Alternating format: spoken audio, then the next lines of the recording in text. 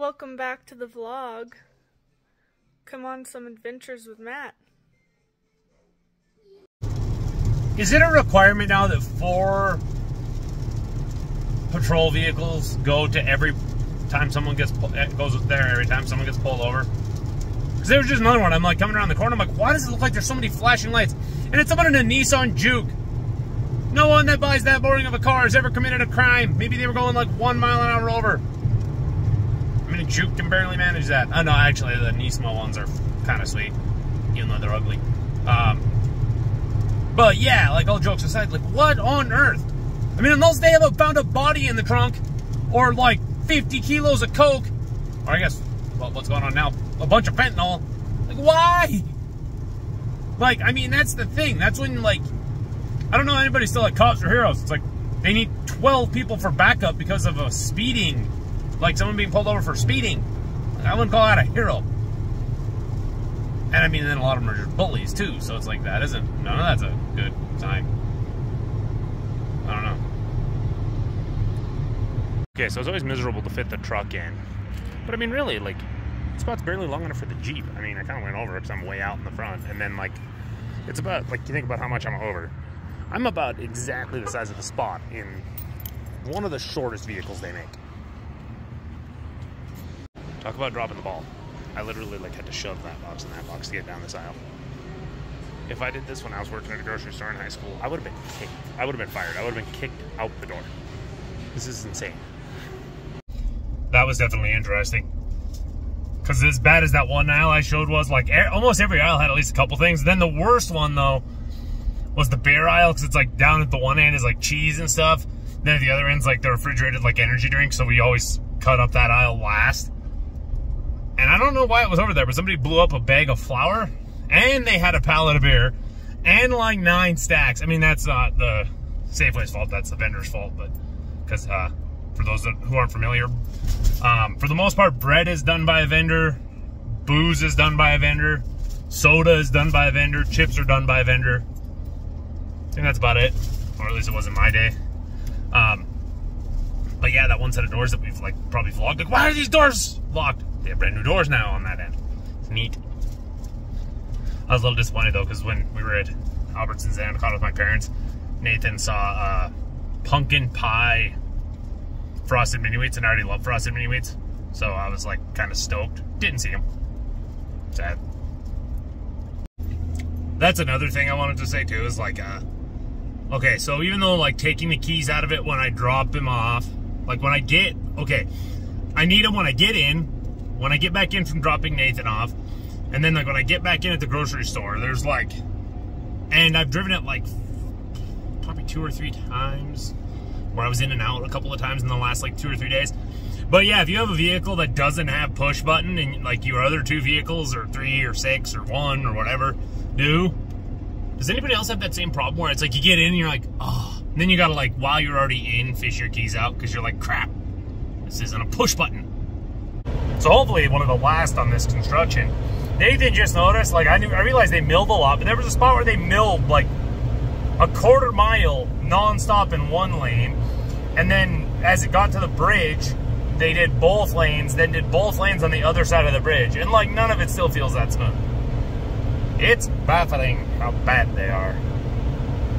I mean, especially because it's like, I mean, I don't know, maybe they don't have it, but like, you can like program millers and pavers with a GPS that'll keep it perfect, and like you can basically program all the stuff to just go for you and do it perfect. And somehow they manage to make it incredibly terrible quite frequently.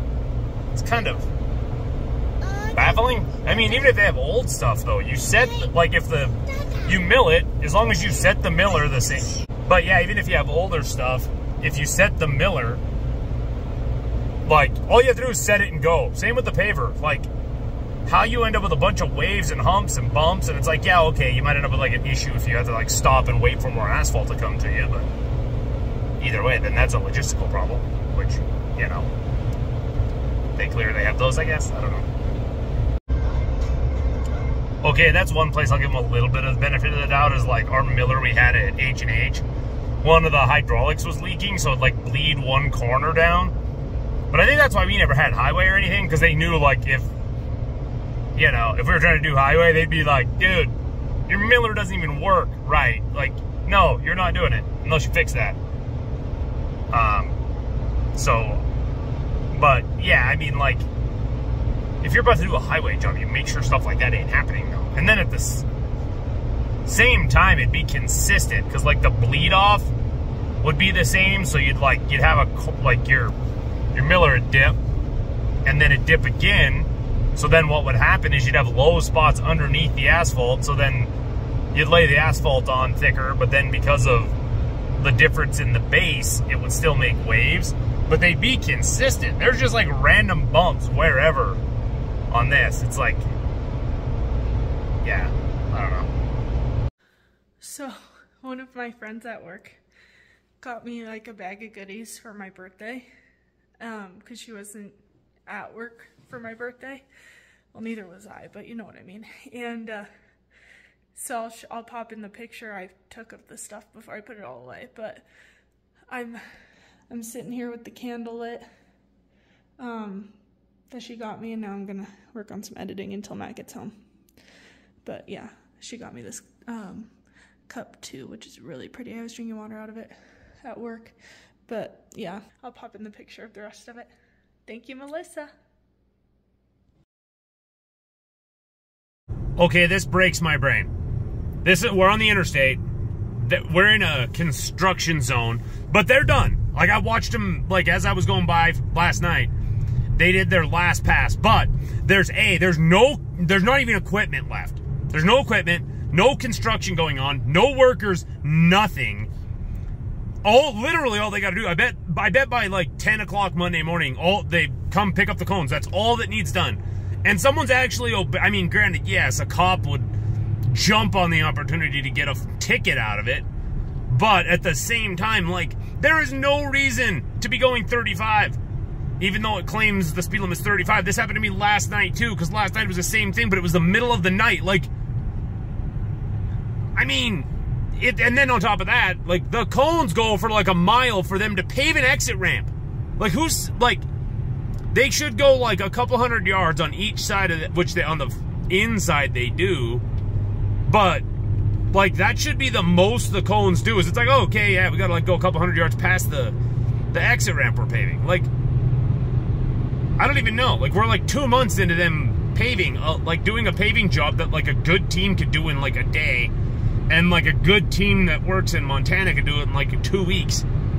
It's baffling. And there's the idiot that thought it was brilliant to go 35. Like, what on earth?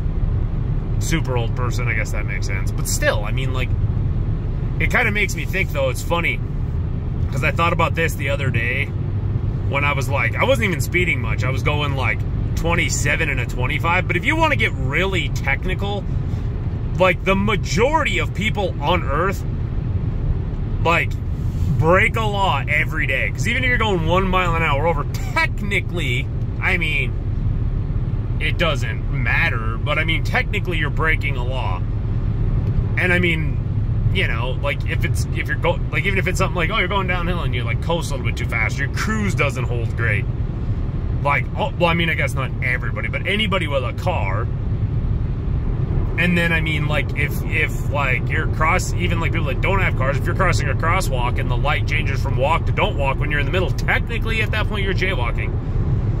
And I mean, obviously, like, these are all tiny, trivial things, but like, when you get people that like are that anal about following like a speed limit that's pointless to be following at the moment, you just start thinking about that, though. It's like, oh, like, if you go 1 mile an hour over, like, you're breaking the law. Like, if you end up in a crosswalk just a little bit too long and it changes to don't walk, technically you're breaking a law. So when those people are being that anal about it, you're like you think about it, like, and then the thing is, like, as they accelerated out of that construction, I mean, if maybe they went just a touch too far, all of a sudden they're going 81. They're 1 over the speed limit.